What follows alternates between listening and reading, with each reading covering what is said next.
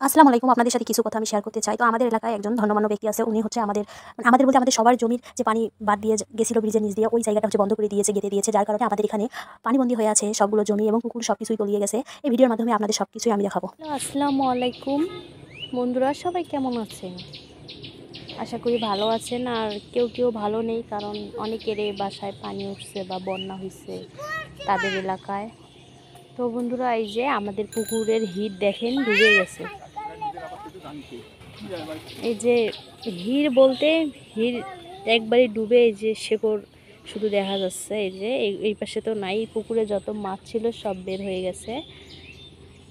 আমাদের এখান থেকে বাসায় পানি উঠতে আরও অনেক দেরি আছে, কিন্তু এবার এই কারণটা হলো এভাবে পানি হচ্ছে বাড়ার কারণ, জমি সব কিছু ডুবে গেছে।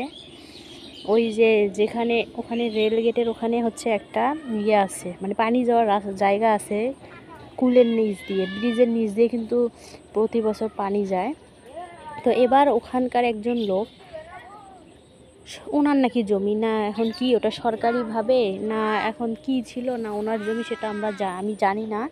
উনি হচ্ছে ওই পাশ দিয়ে গেঁথে দিছে, যেই পাশ দিয়ে পানিটা যায় ওই পাশ দিয়ে হচ্ছে গেঁথে দিছে। এই গেঁথে দেওয়ার ফলে পানিগুলো এখানে আটকে আছে, আর আটকানোর ফলে এই যে ডুবে যাচ্ছে, পুকুর ডুবে মাছ বেরিয়ে গেছে অনেক। এদিকে 4-5টা পুকুর আছে সবার, কারো কারো বাসায় পানি উঠতে ধরছে, কিন্তু এখনও উঠে নাই। তো উঠবে যদি এই পানির লাইনটা যদি ক্লিয়ার করে না দেওয়া হয়, তাহলে কিন্তু উঠতে পারে। এই যে আমাদের পুকুরের যে গাছটা, এই গাছটাও হচ্ছে ভেঙে গেছে, বলতে গোড়াটা উপড়ে পড়ে গেছে।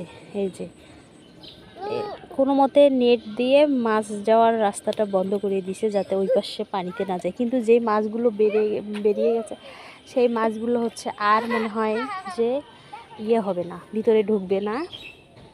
এই হলো পরিস্থিতি। তো সবাই মিলে এই পরিস্থিতির হচ্ছে শিকার হয়েছে। আমাদের জমি আছে, আবার গ্রামবাসী অনেকেরই আছে এই জমির তো আমরা সবাই মিলে যদি একতা হয়ে ওনাদের কাছে যাই, তো উনি হয়তোবা এই বিষয়টা বিবেচনা করে দেখবে। এতদিন থেকে যেহেতু পানিটা গেছিলো, এখন যদি না যায় তাহলে বন্যা কবলিত এলাকার মধ্যে পড়বে আমাদের এলাকাটা। আমাদের এখানে কখনোই পানি হয় না, তো এবারেই বেশি হয়েছে পানি। এই পানি বাড়ার ফলে ছোটো বাচ্চারা, যেই যে আমার ছেলে বা অন্যান্য বাচ্চারা আছে, ওরা পানি সবসময় পছন্দ করে।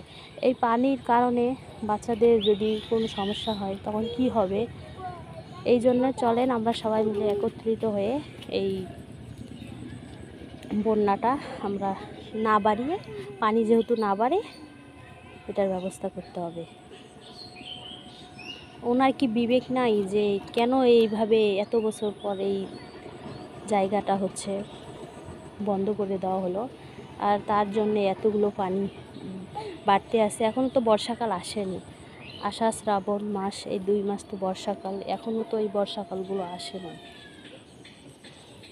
তাতে এই অবস্থা। আরও তো বর্ষাকাল আসলে আমাদের এই বাড়িটা মনে হয় ডুবে যাবে। ওনাদের যে বাথরুম ওই পাশে, ওনারা তো যাইতেই পারবে না ওই পাশে।